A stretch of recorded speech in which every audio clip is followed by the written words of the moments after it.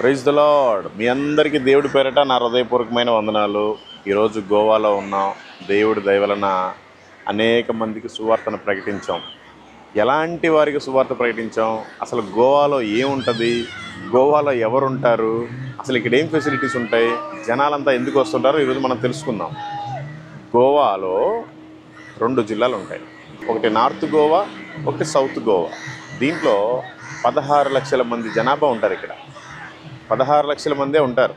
ఇక్కడ స్థానికంగా ఉండేవారు. పాపం ఇప్పటికీ 2 సీఎంలు చనిపోయారు. ఒక ఆయన క్యాన్సర్తో చనిపోయారు. మొన్నే రీసెంట్గా మాజీ సీఎం కూడా గుండెపోటుతో చనిపోయారు.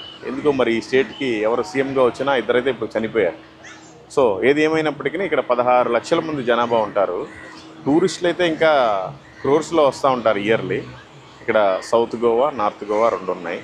ఇక్కడ ఏంటంటే ముఖ్యంగా మద్యము విపరీతం. మద్యం ఏంటంటే మార్నింగ్ కాఫీ తాగుదామని బీచ్లో అటు ఇటు తిరుగుతూ ఉండి ఒక చోట ఆగాం. కాఫీ ఏమో 180 రూపాయలు. అదే రమ్ అయితే పెగ్గు 140 రూపీసేనంట. అంటే కాఫీ కంటే చీప్గా మందే దొరుకుతుంది ఇక్కడ. ఎందుకంటే ట్యాక్సులు ఉండవు, కొంచెం తక్కువ ఉంటుంది. గోవా అంటే ఇచ్చలు వీడి అంతా టూరిస్ట్ ప్రాంతం. అందుకని మద్యంలో విపరీతంగా మునిగిపోయారు. ఆ తర్వాత రెండోది వచ్చేసి వ్యభిచారం, భయంకరమైన వ్యభిచారం.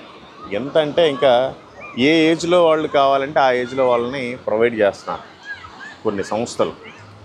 అంత దరిద్రమైన, అంత ఈ లోకానుసారమైన పాపంలో సాతానుగడి వల్ల పడి వ్యభిచారంలో కూరుకుపోతున్నారు ప్రజలు. వ్యభిచారం చేయడానికే చాలామంది గోవాకు వస్తున్నారు. కొంతమంది మద్యం తాగడానికే వస్తున్నారు. కొంతమంది ఓన్లీ నేత్రాశ. వీళ్ళందరూ ఆఫ్ డ్రెస్సులతో ఉంటారు కదా. కొంతమంది స్టైల్గా వాళ్ళ కల్చర్ ప్రకారం వాళ్ళు ఫాలో అవుతూ ఉంటారు.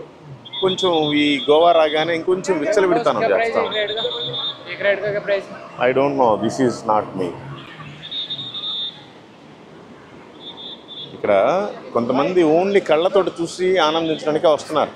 వాళ్ళంతా భయంకరమైన పాపంలో ఉన్నారు.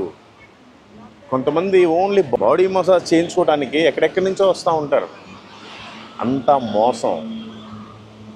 ఇక్కడ ఏదైనా సరే మోసమే. ఏ వస్తువు అయినా 5 రూపాయలు బయట ఉంటే ఇక్కడ 50 రూపాయలు చెప్తారు. చాలా మోసం. ఒక పూట భోజనం చేయాలంటే 1350 రూపాయలు అంట.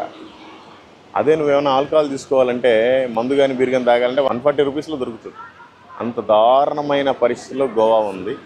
ఇంకొక విషయం ఏంటంటే, ఇక్కడికి వచ్చిన వాళ్ళు ప్రతి ఒక్కరూ మ్యాక్సిమం 100కి 95 మంది ఎక్కడో ఒక చోట బాడీలో టాటూ వేసుకొని వెళ్ళిపోతున్నారు.